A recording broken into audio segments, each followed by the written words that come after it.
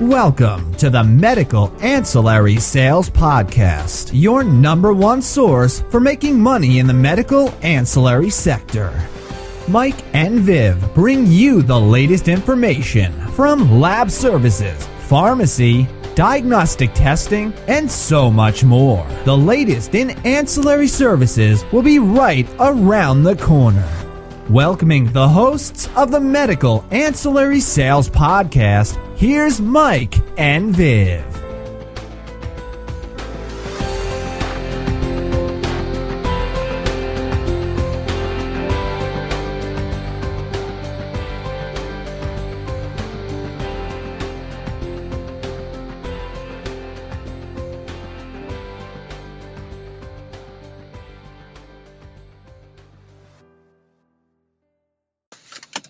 Hello and welcome to the Medical Ancillary Sales Podcast. I'm your host, Michael Berg, and joined today by another Mike Augenstein. Michael, thank you for joining me. Well, thank you. And Mike, you and I go not way back, but at least 6-7 months back. I know you and I had some conversations. You're very well connected in this business, have a great business yourself. And you and I had spoken about a program that you were getting involved in, which is specialty pharmacy. And I got to be honest, Mike, as soon as I heard specialty pharmacy, I tuned right out. As much as I respect you, I understand that. I hear pharmacy, I think compounds. So could you, first and foremost, could you tell us what specialty pharmacy is? Absolutely. And I run into that problem quite a bit. When people hear pharmacy, they hear compounding, and you can stop right there. This is compounding in no way, shape, or form. Now, specialty medications are entirely different. Specialty medications are broadly defined as any medication that a doctor prescribes that A, would cost more than about $1,000 a month for the treatment. It treats less than common conditions, cancer, psoriasis, et cetera, requires special handling or distribution through a specialized pharmacy, or requires some type of special administration, whether it be an injectable, inhalant, et cetera. Now, while the specialty medications are broadly defined as, what I just described there, we can actually fill everything from a generic amoxicillin all the way up to an $82,000 a month Harvoni hepatitis C drug, and everything in between, with the exception of narcotics. But specialty medications, broadly defined, loosely defined, are if they meet those four criteria. What's the advantage to a physician? So what's the patient experience and what's the advantage to the physician? Absolutely. All right. So this is the issue when a doctor prescribes these specialty medications, whether, any of these drugs that you see on TV, these Ambrolas, these Cosentyx that Phil Mickelson is out there selling. All these medications require prior authorization, pre-approval through the insurance company, because they are rather expensive, to be quite honest with you. So the benefits of a physician going through a pharmacy such as, the ones we work with, is that we can handle all the prior authorizations, pre-approvals for them, and take that role completely off himself or herself and their staff. That's the main selling point to what we do, because these medications can't be processed at a local CVS or Walgreens simply because of inventory costs, because these medications quite expensive. Not every CVS or Walgreens can stock these. So every time a doctor prescribes these medications, they have to go through a specialty pharmacy, and that's where we come in. And there are just many, many benefits to what we can do to help that doctor's practice run more efficiently. We can give them time back in terms of give them some of their staff's day back that they would be normally on the phone with the insurance company. And we can save the patient time and money, and we can also have that medication shipped directly to the patient's door, so they don't have to drive out in the snow in the middle of January in Chicago to go to the pharmacy. We can have everything sent. Doctor sends in the prescription through the eScribe system or faxes it up if they prefer to do that. Pharmacy takes over from there, so it makes the doctor's life easier and makes the patient's life easier all in one shot. And it's just amazing what we can do. And this has been a great diversification to my portfolio with all the uncertainty in lab, all the competition in lab. What we can do is we can go out and close all those accounts that we may have had a tough time selling before, say to large practices where they may be owned by the hospitals, for example. They say, hey, Michael, I love you. I love your stuff. I believe you can help our practice. Problem is we're contractually obligated to go through the hospital's lab. Now, there are zero restrictions to this. Any patient can choose which pharmacy they want to go to. Any doctor can choose which pharmacy they want to go to. So it takes we've gone back and closed all of those old accounts that loved us, loved our Panera that we took in for lunch, but they couldn't sign with us because simply they had contractual obligations. This takes that completely out of the equation, and it's been a great, great thing. Okay, so what is the cost savings to the patient? The cost savings, we're partnered with the three of the largest independent pharmacy chains in the country. And what do an independent anything have to do, whether it be in any sector or any industry? What they have to do is they have to do something and pick a niche and do something better or offer some kind of cost savings. Now, we can offer the patient up to 30% cost savings. Now, the patient goes, well, I pay for my medication is covered by insurance. Well, if we're charging 30% less, and it's not a blanket 30% across the board, but on average we can save them up to about 30%. Now, if it's covered by insurance and they have a percentage copayment, if they're certain percentage of that medication cost is taken off a lower number, we can save them money on their copayment. But it matters really the most if we have a cash pay patient, which, as you know, are problems. Many times some laboratories won't take cash pay payments. They want to charge them an exorbitant amount, set them on a payment plan. If we have a cash pay patient, we have a better likelihood of being able to help them because we can offer them a straight savings against some of the big box, CVS, the Walgreens, the Express Scripts. We can save them up to 30% on their medication. So you're cutting out the middleman, the big box store middleman that's taking their pound of flesh. And Absolutely. I can tell you the percentage copays, those are gonna be more and more prevalent, especially next year. I mean, I'm sure everyone has been reading about the premiums going up next year, and my suspicion is that as these premiums continue to rise at an exorbitant rate, 40% in some states, that in order to keep your premiums down, you're going to have to agree to some concessions as a patient, meaning higher deductibles and percentage copays. You're not going to have the $5 copays on a $1,200 medication. And I can absolutely see that as well, and especially with who knows where healthcare is going with the new presidential administration. So if you can offer cost savings, period, that's going to raise the eyebrows of that physician, and he's going to listen to what you have to say. Promise you. And like you said, healthcare is the future. Next year is rather uncertain. So any way we can diversify, offer physicians better service. Over the big box, CVS, Walgreens, the customer service is what we sell on. It's just been an amazing thing, and cost savings.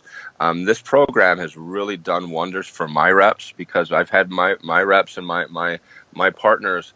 They're going out and selling, some of the laboratory services, and everyone and their brothers out there selling this. That lab services. This is where we found a niche. Not saying that there's not going to be competition going forward because the market is going to be it's going to be so profitable for such a long term. Who knows where laboratory is going to go, whether the reimbursements are going to go down. But specialty pharmacy is already 40% of a $400 billion a year industry, and it's projected to be about 70% by 2030. So this avenue for making an income and making a substantial income isn't going anywhere. We're all going to be making money on this for years to come. Okay, so now we're getting into the nitty gritty here because I get pitched stuff all day long about stuff. Mike, you should carry this. Mike, you should carry that. But number one, we already talked about with the rising deductibles. That means the patients are going to be paying out of pocket in the beginning of the year for their medications. So saving them 30% off a $1,200 medication is $360. That's pretty Absolutely. significant to a patient. That's real money out of their pocket. But number two, I hear Absolutely. I hear about these programs, and some of them look good on paper, but when you actually get to the dollars and cents, the people that are out there working the hardest to make this happen are the reps who are going out there and grinding it out and making all those repeat calls to the physician, to these clinics, and it's not fair to them to do it to go through all that effort and not get paid for it, and not get paid accordingly. And quite frankly, there's programs that we've promoted in the past that they just don't pay enough. They don't pay, they just don't pay enough to warrant the effort that goes into it. So I know with you were kind of the canary in the coal mine, and I kind of cynically said, well, get back to me in 4 or 5 months once you start getting paid, and let's see how it looks then. And then, I mean, you opened my eyes wide open. So can you kind of give us an overview of what the income potential is like, and the residual income, which is the most exciting part of it? There you go. Now, the residual income is actually where this program really starts to shine, okay? Because now, say they are prescribed, say, a psoriasis medication. The typical treatment window can be anywhere between 6 to 12 months. So what the rep would be paid within two to 3 weeks of the end of the month. Where there's no 5, 6, 7, 8 weeks waiting for toxicology reimbursements to come in. This pays very fast and pays very well. Now, what's great about this program is that once that doctor prescribes that medication, their patient's typically going to be on it for 6, 9, 12 months, and you get reimbursed. Once the reimbursements come in and the refills start coming in, say you get a doctor that prescribes you 50 prescriptions this month, he prescribes 50 next month. So now next month, you have 100 prescriptions paying on, and then the next month 150, and then 200 and 250. That's really where the income starts piling up. So we not only sell and market the specialty medications. What's great about what we do is we're not selling drug A versus drug B. We don't care. We get paid on both. We just want to handle that prescription and process that prescription through our distribution channel.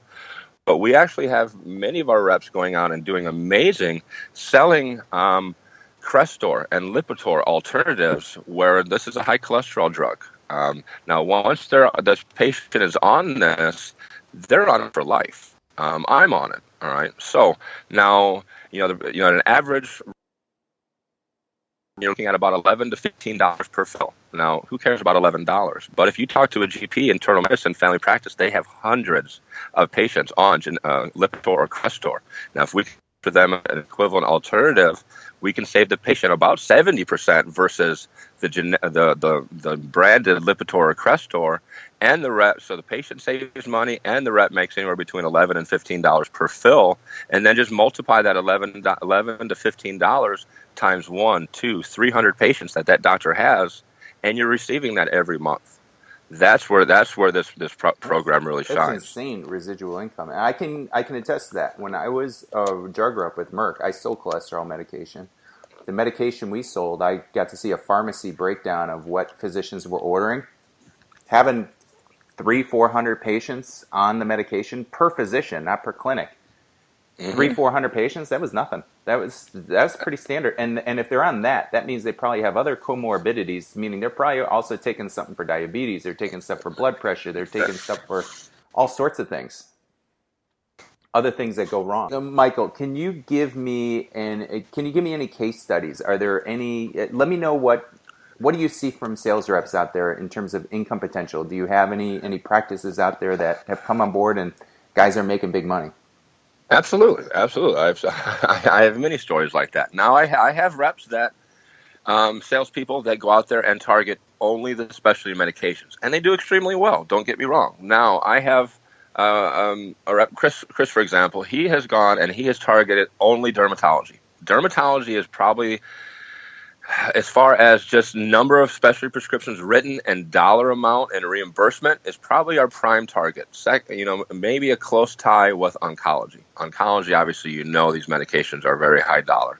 Now, what he's gone and done is he signed up probably 20 to 30 dermatologists that are writing very heavily with these psoriasis medications, all these things you see on TV, and the average margin on those allows for a commission of anywhere between $50, $70, maybe up to about $150 per month on most of these medications. Per script, per patient. Per month, oh absolutely. So now he's looking at probably making $200 to $250 this year, just off his, and that's first year, mind you. Okay. Wow. Now I have some oncology reps in Miami that are killing it. Obviously, oncologists, they prescribe a lot of these medications, cost $20,000, $30,000, $35,000 a month. Now, am I saying that those prescriptions are being prescribed every day? No, but he'll probably make 2 to 250 this year, first year.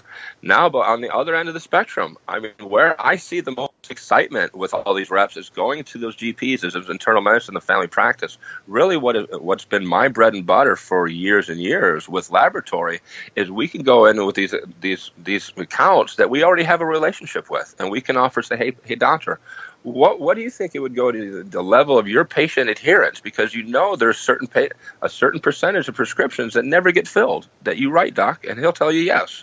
So what do you think it would do to your patient adherence to your treatment plan if they don't have to worry about remembering those medications or have to drive to Walgreens or CVS in the snow? If we can have them shipped directly to their house every month, what do you think that's going to do?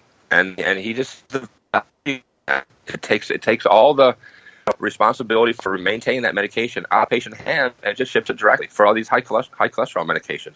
I have a rep that will probably have 3,000 script patients a month on high cholesterol medication, whether it be the Crestor, the Lipitor, or the generic equivalents.